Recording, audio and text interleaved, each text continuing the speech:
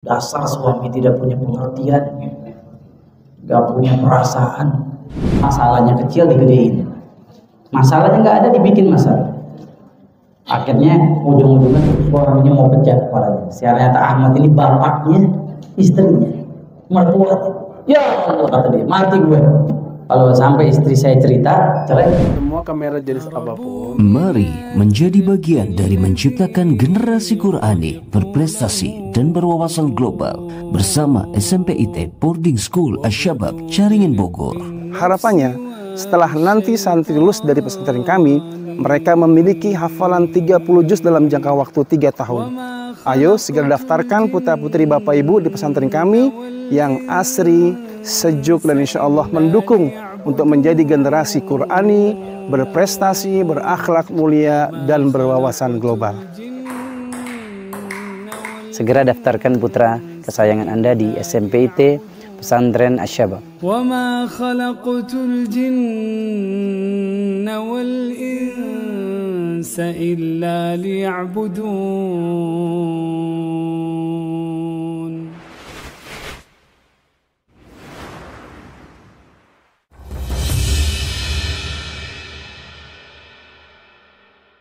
Rumah tangga itu gampang apa mudah? Saya tanya. Gampang apa susah? Kalau mau rumah tangga kita langgeng, banyak-banyak nanya sama mereka yang rumah tangganya udah 40 tahun, 50 tahun. Kenapa? Mereka lebih punya pengalaman menghadapi masalah rumah tangga. Jadi kalau mau rumah tangga langgeng, jangan nanya sama rumah tangga yang cerai, kawin cerai. Baru nikah, kamu nikah berapa tahun? Setahun. Ya jangan nanya sama dia, jangan belajar sama dia nggak. Ya, yang kita tanyain kamu ada bunda. Saya kadang-kadang suka salut, Ustadz, suami saya meninggal, saya nggak menikah lagi. Saya fokus ngurusin anak, saya fokus ngurusin cucu. Subhanallah. Kenapa nggak nikah lagi? Ya mau udah 70 tahun, jadi jandanya umur 70 tahun. Dalam rumah tangga pasti ada masalah. Dan sebaik-baik wanita ketika punya masalah, dia nggak cerita masalah ini ke siapapun, bahkan ke orang tuanya. Ya, kunci rumah tangga langgeng apa? Aktsar ma yudkhilun nas an-nar lisan, kata Rasulullah SAW, yang paling banyak bikin orang masuk neraka mulut, lisan, lidah. Rumah tangga punya masalah. Ini baru masalah pagi, sorenya udah ada di infotainment. Baru masalah pagi, padahal bisa selesai ini masalah. Langsung curhat di WA status. Dasar suami tidak punya pengertian, gak punya perasaan. Demi Allah, ya, wanita yang menceritakan aib rumah tangga dia, nanti hari kiamat aibnya dia, dosa-dosa dia akan diumbar pada hari kiamat sama Allah Azza wa Jalla. Allah berfirman, yauma tubalas sarair. Apa enggak tuh suratnya? At-Tariq. Was-samaa'i wat-tariq. Wa ma adraka ma-tariq. Buka yauma tubalas sarair. Nanti hari kiamat rahasia kita nih, dosa kita diungkap sama Allah Azza wa Jalla. Takutlah engkau wahai istri, engkau juga punya aib, engkau juga punya dosa, engkau juga punya maksiat, engkau juga punya salah. Kullu bani Adam khata', laki perempuan punya potensi berbuat salah. Jadi kalau suami punya salah, jangan umbar. Itu kunci rumah tangga kita pasti berkah. Apa dalilnya? Kalau ibu menutupi aib rumah tangga, Allah tutupin dosa kita hari kiamat. Hadis Nabi SAW, man satara musliman satarahullahu yawmal qiyamah. Siapa yang menutup aib saudaranya muslim. Saya tanya, saudara kita suami kita muslim apa kafir? Suami kita murtad apa enggak? Na'udzubillah min. Muslim, ingat, ini bukan hanya buat suaminya, semua muslim, tutup aibnya. Kalau kita mampu menutup aib suami, nanti aibnya istri ditutup hari kiamat. Amin ya rabbal. Ini yang kita ingin umbar. Ustadz, kan suami saya selingkuh. Ya selingkuh, ditutup aibnya dia. Dia punya kesempatan untuk berubah, dia punya kesempatan taubatan nasuha. Memang berarti dia nggak punya kesempatan, dia pasti masuk neraka ketika dia selingkuh. Siapa Anda? Anda bukan Allah Azza wa Jalla yang menjustifikasi orang masuk neraka. Kasih kesempatan dia bertobat kepada Allah Azza wa Jalla. Nanti malam tahajud, Allah turun di malam sepertiga malam, thuluthul lail akhir, jadi mendekati subuh jam 3 bangun.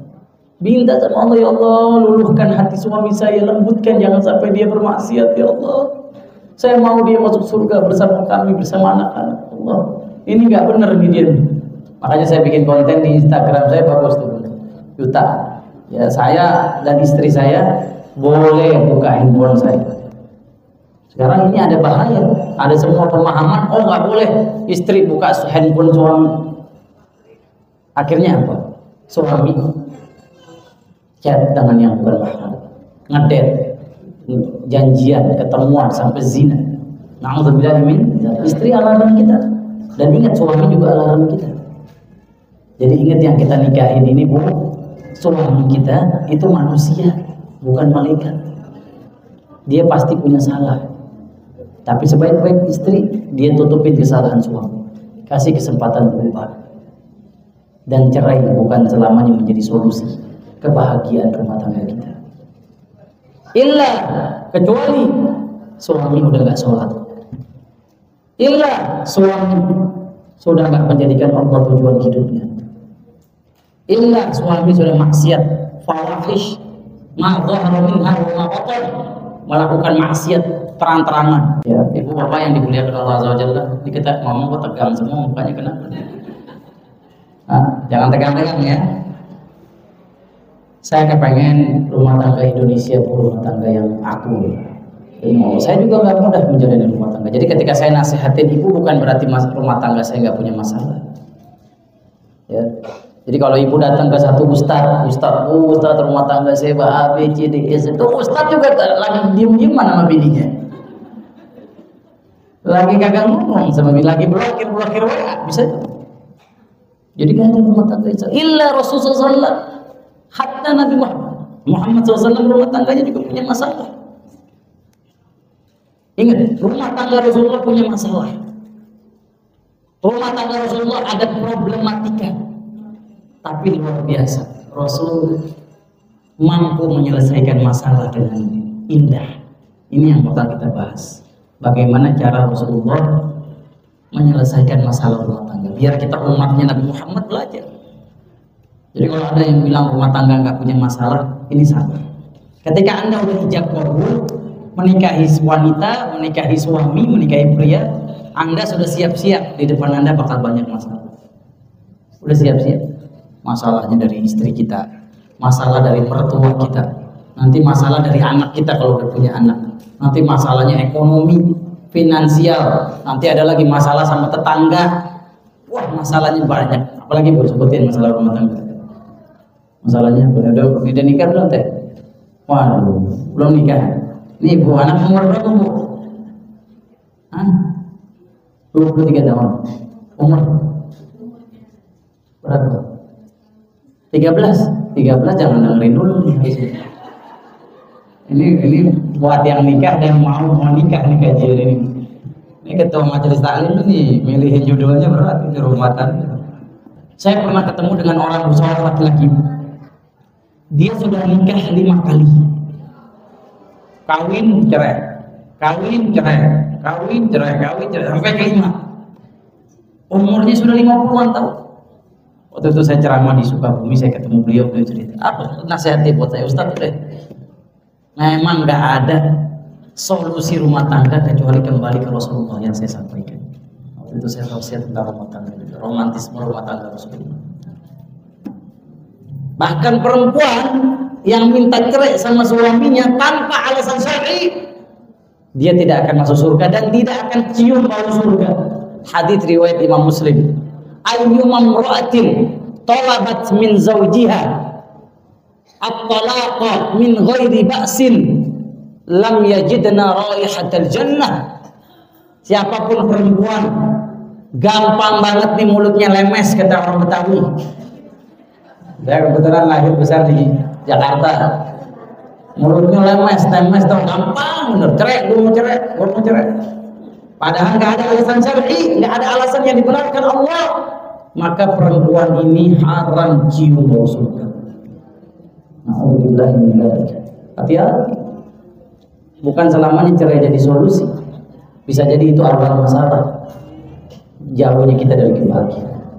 Maka oleh itu ibu yang dimuliakan Allah, tadi saya ingat kata-kata ibu tadi, kalau ada masalah rumah tangga jangan cerita kemana-mana. Saya jadi ingat sebuah kisah yang disampaikan oleh Syekh Sa'id Al-Atiq.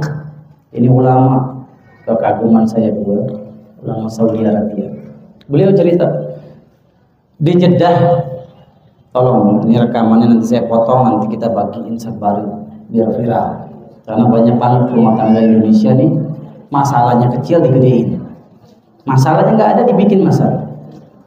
Akhirnya ujung-ujungnya ke pengadilan agama yang jadi korban anak itu tumbuh tanpa ayah, ibunya kawin lagi, ayahnya kawin lagi, nggak tahu kemana, anaknya terlantar, pendidikan anaknya terlontang-lantung. Na'udzubillah min dzalik. Iya dong, ini bapaknya orang susah, ekonominya pas-pasan, ibunya minta cerai, ibunya nggak siap finansial, suaminya nikah lagi, kan yang namanya nikah bisa punya anak lagi kan? Punya anak yang ini aja kagak diurus, dia udah dapet anak baru. Betul. Nah, saya mau ceritain kisah ini, insya Allah kalau kita orang berakal, orang beriman akan ambil ibrah, pelajaran dari kisah ini. Kata beliau begini, ada rumah tangga di Saudi Arabia, di Jeddah. Ingat, orang Arab bukan berarti beda sama kita, sama.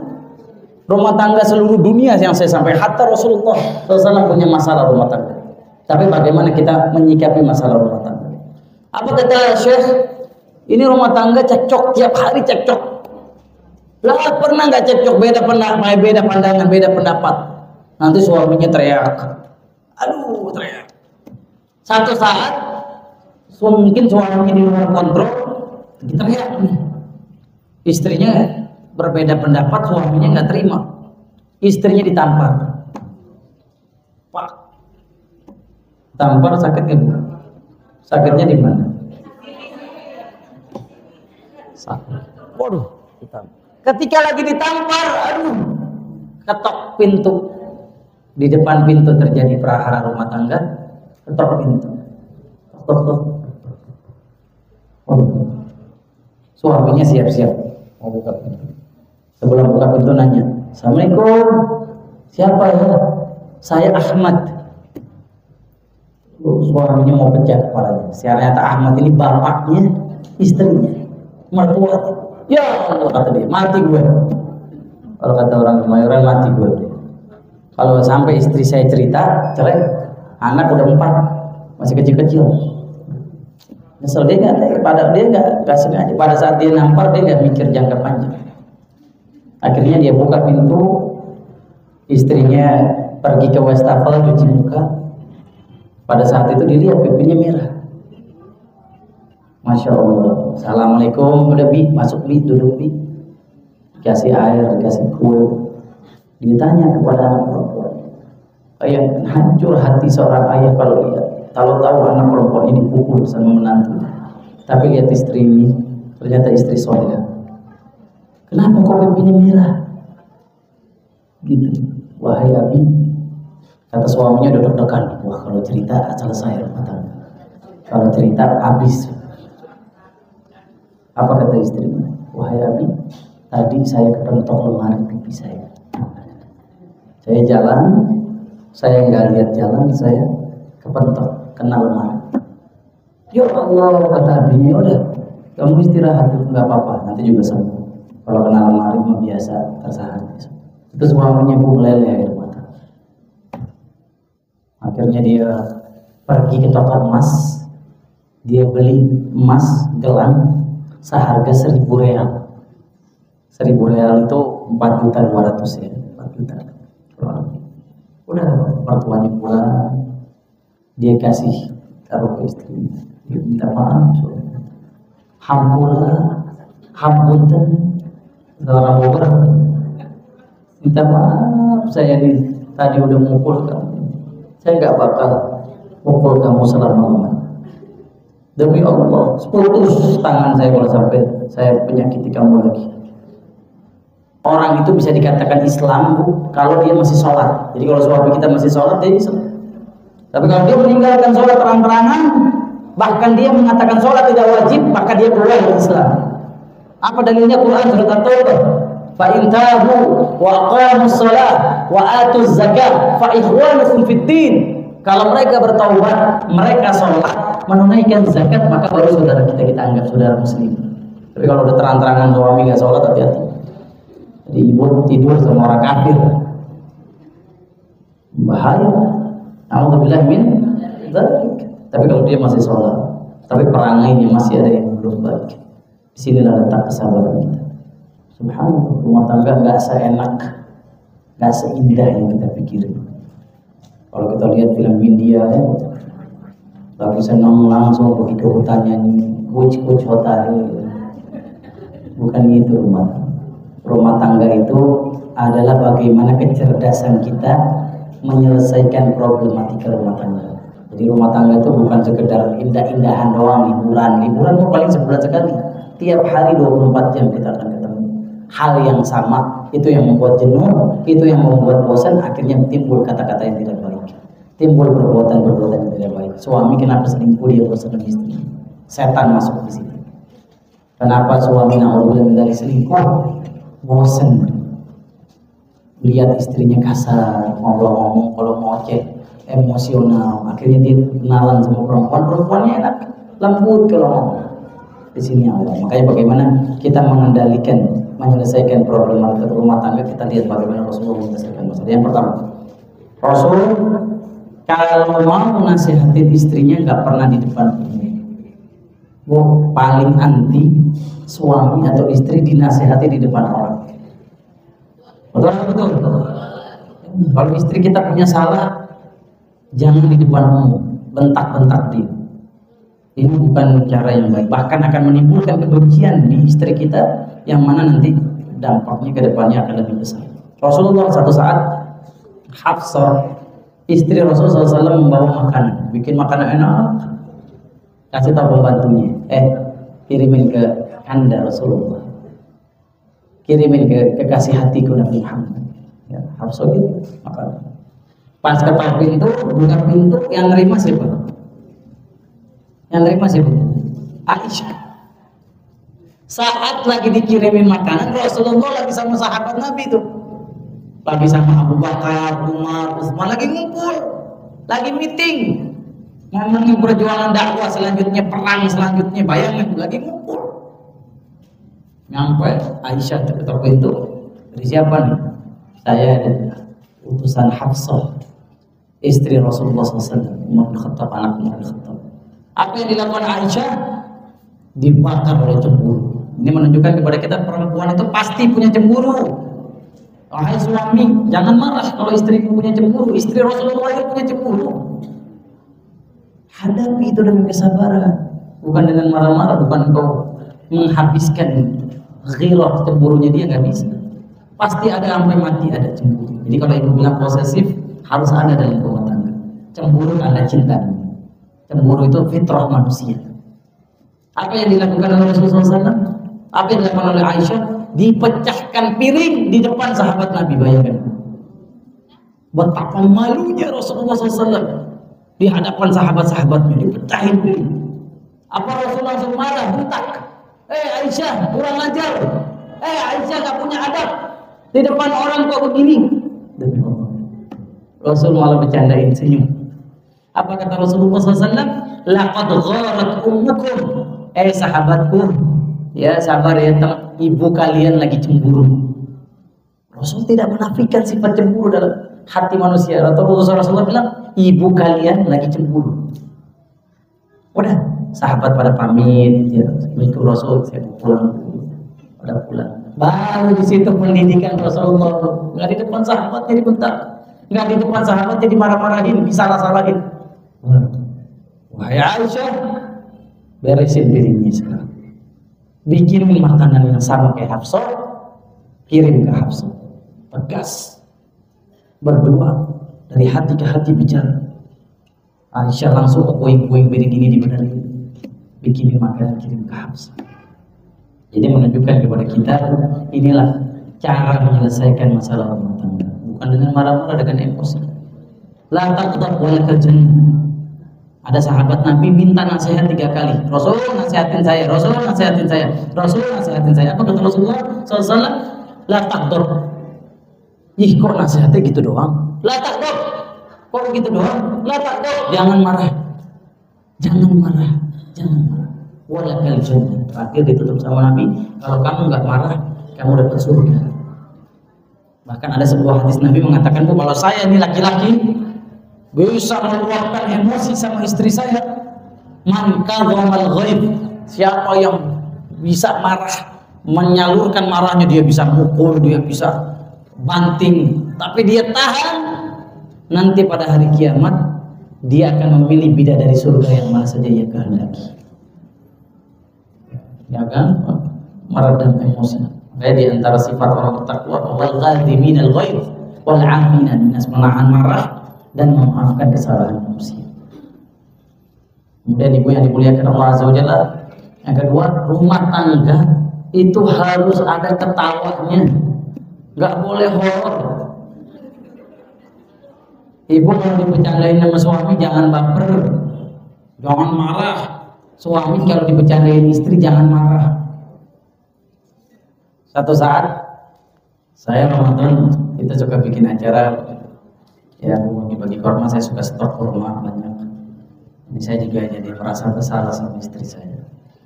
Kemudian ketika saya pulang ke rumah mau ngambil satu kardus, diumpetin sama istri saya. Di situ saya marah. Kenapa? Ini lagi waktunya mau buka puasa, kamu sempet-sempetnya bercanda. Artinya apa? Rumah tangga harus bercanda. Dan kalau bercanda jangan baper. Ibu harus tanggapinnya dengan apa? Nanti gue prank balik, gitu. Sekarang dia di prank, ntar prank suami apa? Nah, saya mau ceritain sama ibu bagaimana rumah tangga Rasulullah dalam hal bercanda. Rasulullah SAW satu saat dalam peperangan, ini peperangan Rasulullah dengan orang Yahudi. Yahudi itu ada 3 suku besar di Madinah. Nah, di antara peperangan Rasulullah SAW, Rasul suka ngundi istrinya yang ikut untuk menemani Rasul, nama-namanya ditulis. Istri Rasulullah siapa aja, Bu? Nah, tahunya Aisyah doang. Khadijah, Aisyah, Hafsah, terus Zainab binti Jahash, terus Sofia binti Huyai, terus siapa lagi? Maimunah, ya. Siti yang melahirkan anak, yang anaknya meninggal, orang Mesir. Nah, ini banyak yang diungkap. Maria Al-Qibtiyah, 9 istri Rasulullah SAW. Ya. Rasul suka undi, siapa nih yang ikut perang, nemenin. Nah, di antara yang dapat undiannya Aisyah undi, keluar Aisyah, yaudah ikut sama saya, ikut. Dan sebagaimana kita tahu istri Rasulullah dijaga, pengamanannya kuat, patwalnya kuat. Naik sebuah seekor unta, ada kayak semacam apa namanya, rumah itu di atas unta, dijagain sama 4 sahabat, 5 sahabat sallallahu alaihi wasallam. Nah, satu saat setelah selesai perang, Rasulullah apa yang dilakukan? Ibu nggak akan mungkin jarang mendengar kisah ini. Rasul ngajak Aisyah lomba lari. Rasul manusia termulia di muka bumi ini, manusia yang paling Allah cintai, jenderal perang, presiden yang ngatur urusan negara, tapi dia nggak lupa posisi dia sebagai seorang suami. Dia lepaskan kesombongan, dia lepaskan jabatan, dia lepaskan pengaruh dia di hadapan umat untuk bisa bagaimana menjadi suami yang dicintai istri. Dia ajak Aisyah. Apa yang dilakukan Rasulullah? Ajak lari Aisyah. Ketika lomba lari, ingat Rasulullah ketika menikahi Aisyah, Rasulullah umurnya di atas 50. Ada riwayat mengatakan 55, ada riwayat mengatakan 50. Aisyah 9 tahun, 12 tahun saat itu. Diajak lomba lari, orang tua kalau anak muda mana yang lebih kencang larinya? Anak muda. Yang menang Aisyah. Aisyah ketawa. Ya kalah Rasulullah, kalah suamiku. Ya ketawa Rasulullah. Istri ingat tuh suami, istri kita nggak selamanya langsing, ya. Istri kita nggak selamanya seksi. Ada masa kalau dia melahirkan anak, saya jujur, kalau melahirkan anak biasanya ibu meninggi apa melebar? Nggak usah ngomong, saya udah tahu. Begitu pula Aisyah radhiyallahu ta'ala anha, ketika menikah Rasul beberapa tahun, enak di rumah, bahagia, makan, gemuk. Aisyah kemudian diajak lari lagi. Ini episode kedua lomba lari Rasul sama Aisyah. Diajak lomba lari sama Rasulullah SAW. Siapa yang menang? Rasulullah SAW. Apa kata Rasulullah? Hadza fida'un li. Ini adalah tebusan balas dendam saya yang kemarin saya kalah. Aisyah ketawa, Rasul ketawa. Jadi rumah tangga harus dibikin sebecanda mungkin. Tapi nggak boleh bully. Nggak boleh rumah tangga bully. Istri kita gemuk, istri kita mohon maaf lahir batin giginya ompong gitu ya. Itu menghina. La yaskhar minkum. Suami nggak boleh menghina istri dalam hal fisik. Istri nggak boleh menghina suami dalam hal fisik. Gak ada yang sempurna.